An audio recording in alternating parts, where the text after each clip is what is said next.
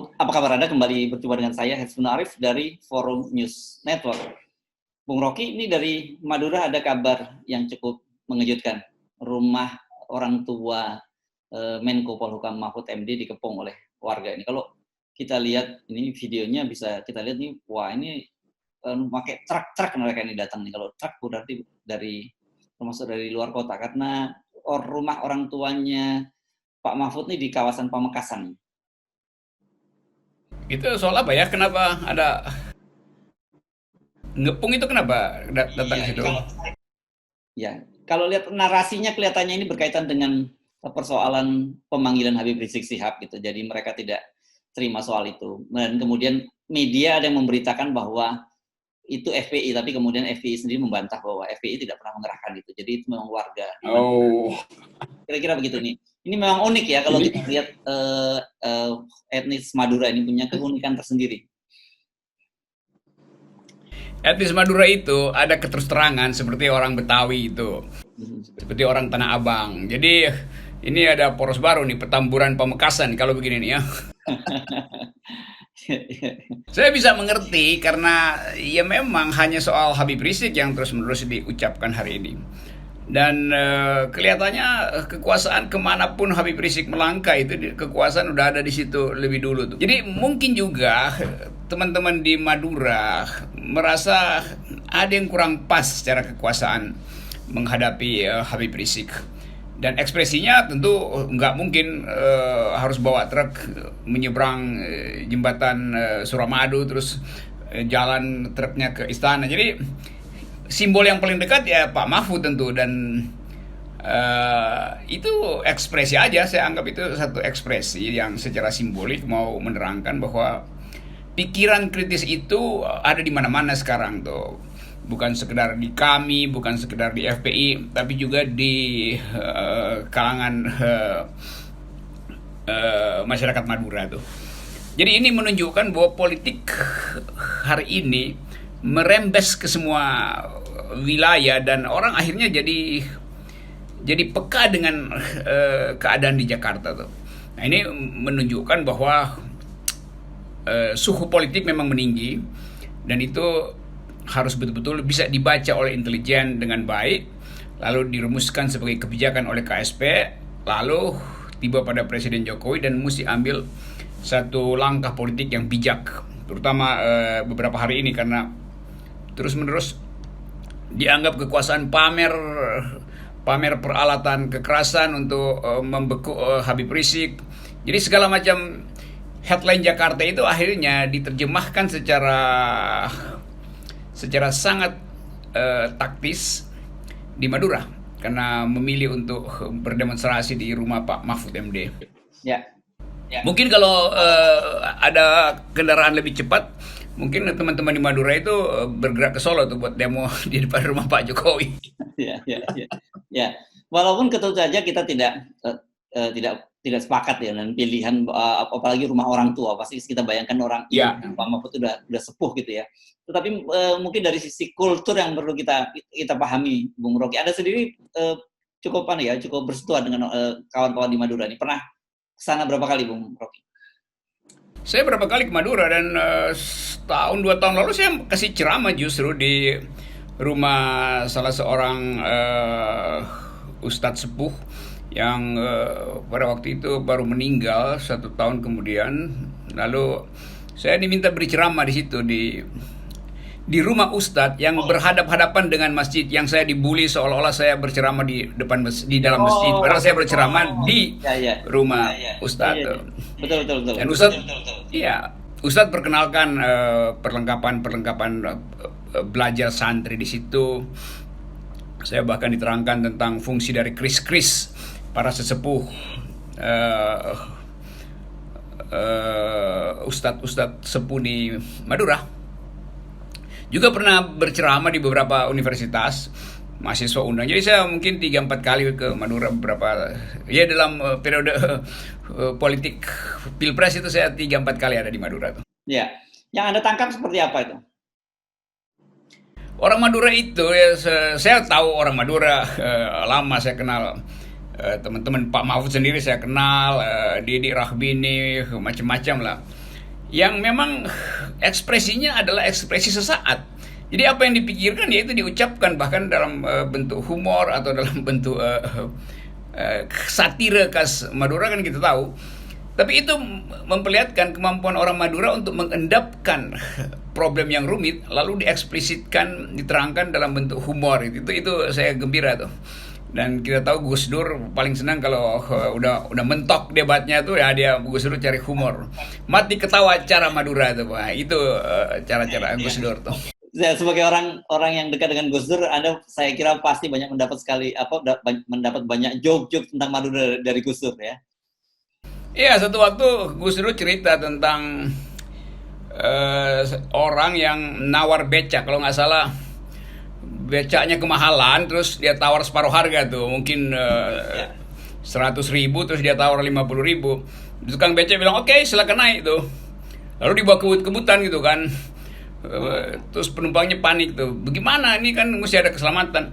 Kalau bayarnya separuh ya selamatnya juga separuh katanya. Ya. Gitu-gitu tuh. Jadi kalau ngomong dengan Madura itu ada logika tertentu yang membuat kita paham bahwa mereka cerdas itu, mengucapkan kritik dengan satira dan ya kalau lagi tegang-tegang ya melucu aja. Ya, saya kira masih banyak stok lain. Tapi kita kembali lagi ke kasusnya Pak Mahfud ini, kita mungkin merupakan cermin dari masyarakat kita sekarang. Cuma saja kebetulan saja ekspresinya di Madura berbeda gitu ya. Jadi kalau Anda tangkap, apakah suasana yang sama juga itu muncul di berbagai daerah lain? Saya kira itu persisnya. Jadi terekspresi di Madura karena tadi Madura lebih ekspresif itu. Yang lain mungkin menunda-nunda. Jadi saya kira itu betul tadi, itu situasi di daerah lain juga begitu.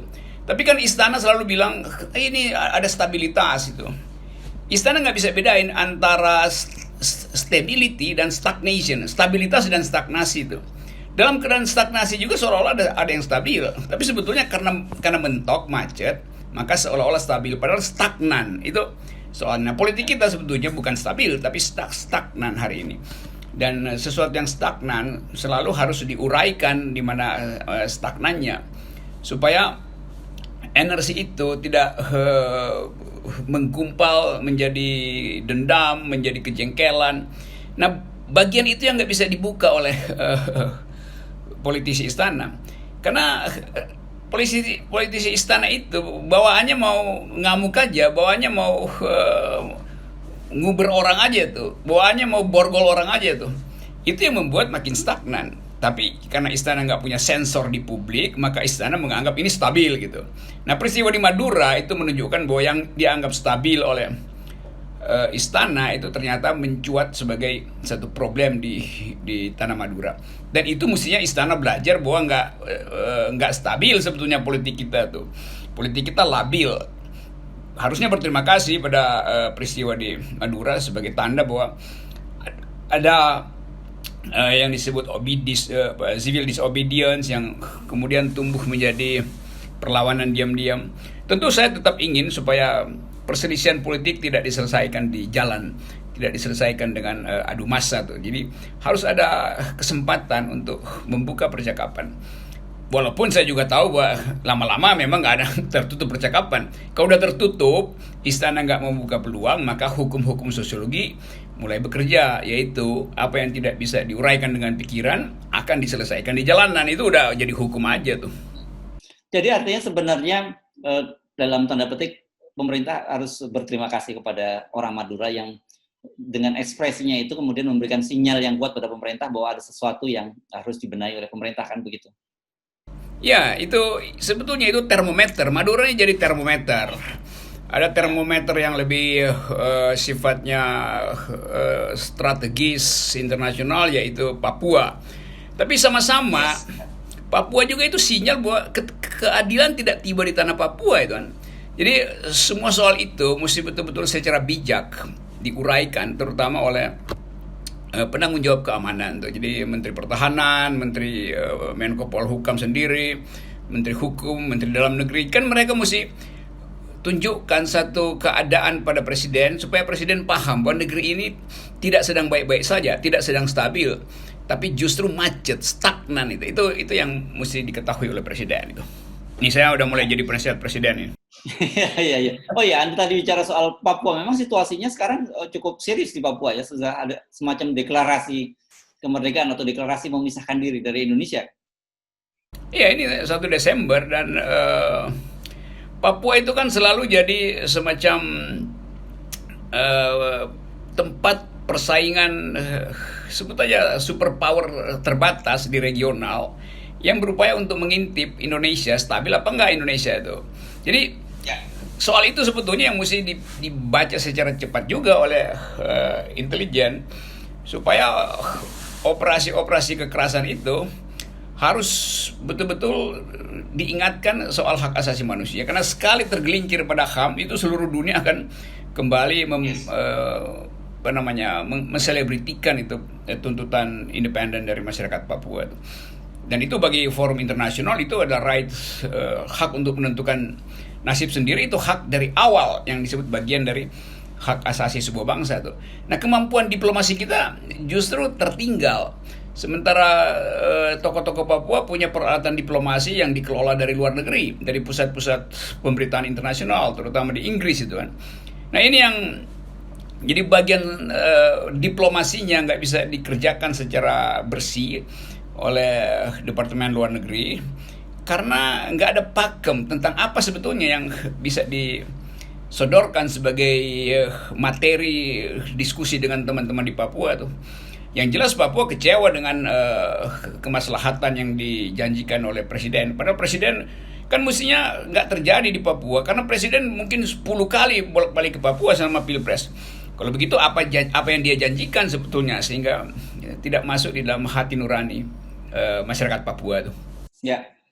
Dan sebenarnya kan sebuah ironi kalau kemarin pada Pilpres kemarin di Papua Presiden Jokowi menang telak, tapi kemudian sekarang di tengah perjalanan orang Papua minta memisahkan diri. Tapi sebaliknya kalau kayak di Madura kan memang Presiden Jokowi kalah telak di sana kan gitu. Jadi wajar kalau kemudian ini kan kalau kita membuat perbandingan berdasarkan data Pilpres kemarin. Ya. Ya, jadi akhirnya terlihat bahwa yang disebut angka elektoral statistik itu tidak berlaku sepenuhnya tuh di Papua jadi lain. Di Madura bisa masuk akal, tapi lepas dari angka elektoral itu memang ada situasi internasional yang masuk terus mempengaruhi perpolitikan nasional tuh, karena kita ada di ujung krisis Cina Selatan. Jadi seluruh keterangan tentang Indonesia selalu dikaitkan dengan potensi Indonesia terlibat di dalam proxy war di Cina Selatan. Demikian juga cara internasional memandang Indonesia hari-hari ini justru memburuk karena diperlihatkan bahwa Indonesia tidak bisa mengelola utang, susah kita dapat utang. Jadi seluruh perangkat persiapan stabilitas nasional sebetulnya sedang rapuh. Karena itu bohong kalau pemerintah bilang ini stabil, kita bisa kendalikan. Loh, secara ekonomi kita rapuh, kemampuan diplomasi utang kita juga buruk.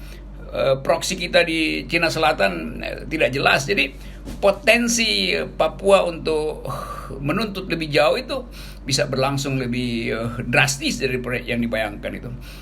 Demikian juga Madura juga pernah punya atau bahkan masih punya semacam memori otonomi itu. Demikian juga tempat-tempat lain tuh, Sulawesi, Ambon, Aceh yang jelas-jelas sangat rawan dari soal-soal politik separatis yang dirumuskan oleh istana sebagai separatis. Tapi sebetulnya ini soal justice aja kan. Soal kemampuan istana untuk mendistribusikan keadilan tidak dirasakan di Aceh, tidak dirasakan di Papua, juga tidak dirasakan di Madura itu. Jadi ini yang mesti dihitung sebetulnya. Basis sosiologi dari keresahan publik itu apa? Itu yang mesti dihitung. Ya, ya. Karena kalau kemudian salah kalkulasi, pemerintah akan terlalu dengan sumber daya yang terbatas sekarang karena COVID, kemudian ekonomi juga lagi babak belur, tapi kemudian menghadapi persoalan-persoalan di berbagai medan pertempuran gitu ya. Saya menyebut medan pertempuran, bukan medan petamburan nih, Bung Rocky ya. Kan ini dalam tanda petik kan itu menjadi sangat berat kan. Satu sisi menghadapi persoalan Habib Rizik, sekarang muncul Madura, kemudian ada Papua dan sebagainya, dan bisa saja itu meletup di beberapa tempat lain. Kan jadi harusnya pemerintah punya skala prioritas, mana yang kemudian harus diselesaikan dan mana yang mesti dirangkul dan sebagainya, kan begitu harusnya. Harusnya, jadi skala prioritas mesti ditentukan. Ekstrim kekerasan dilawan dengan senjata, tapi hal-hal yang menyangkut ketegangan politik yang antar masyarakat sipil itu kan bisa pakai soft power kan, nggak perlu pakai hard power dengan ancaman segala macam atau kalimat-kalimat yang bersifat memusuhi itu. Jadi sekali lagi kita belajar bahwa Indonesia justru makin lama makin kekurangan kemampuan untuk merekatkan bangsa itu. Dan itu nggak mungkin kita mulai mengurai itu kalau pemerintah tidak mengakui dulu bahwa rejim ini gagal mengeratkan hubungan antar masyarakat. Jadi kalau pengakuan itu tidak datang, maka masalah-masalah ini akan dikunci dengan arogansi. Lalu mulai Barreskrim panggil orang sana sini, macam-macam kan akibatnya. Dan perluasan keresahan itu yang dibaca oleh publik internasional. Jadi agak aneh nih rejim Pak Jokowi ini, padahal di dalamnya banyak pegiat hak asasi manusia kan, yang paham bahwa kalau ada sinyal dari Inggris tentang sinyal negara-negara Eropa tentang Papua, itu artinya ada persiapan yang lebih luas di masyarakat Eropa itu. Demikian juga masyarakat Afrika memberi sinyal, masyarakat Melanesia memberi sinyal itu tuh. Sekarang ditambah dengan Madura. Nanti pemerintah bilang lain, ini problemnya lain, ini Habib Rizik. Bukan, ini satu paket dari ketidakberdayaan masyarakat untuk mengungkapkan kritiknya itu, sehingga keluar dalam bentuk protes yang kadang-kala memang terlihat agak keras itu. Ya, jadi sekali lagi kita mesti garis bahwa lepas bahwa kita tidak sepakat dengan cara unjuk rasa ke rumah orang tuanya Pak Mahfud, tetapi orang Madura menunjukkan satu pukulan telak terhadap pemerintah dengan simbolisasi menyerang simbol-simbolnya Mahfud MD. Gitu. Ya, itu keadaan psikologi massa yang direpres, selalu akan cari outlet, dan kadang-kala outlet itu nggak diduga tuh. Orang nggak pernah duga bahwa sebanyak itu datang, dan orang nggak pernah duga kok ke tempatnya ibunya Profesor Mahfud. Tentu mereka yang berdemo ke situ juga sudah menghitung apa efeknya nanti. Ini apa nggak tunggu Pak Mahfud datang atau langsung terbang ke Jakarta. Jadi kesiagaan publik juga menunjukkan bahwa cara berdemonstrasi itu juga sudah dihitung baik buruknya. Dan itu yang diambil oleh masyarakat Madura. Jadi ini mesti kita ngomongnya gitu, Madura kok dilawan gitu ya, Bung Rocky. Iya. Ngelawan Madura itu mesti ngelawan dua kali, ngelawan secara humor dan ngelawan secara logika, karena masyarakat Madura dua-duanya kuat dalam soal humor dan logika itu. Jadi saya berharap bahwa ekspresi itu dibaca oleh pemerintah, jangan juga terlalu reaktif, dan teman-teman di Madura tentu berupaya untuk mencari jalan yang lebih lembut untuk mengucapkan kritik. Saya kira pesan itu juga akan muncul setelah evaluasi masyarakat Madura mendengarkan percakapan saya dengan Herz Subeno Arif. Baik, terima kasih Bung Rocky Gerung. Oke. Bye. Ya. Sip.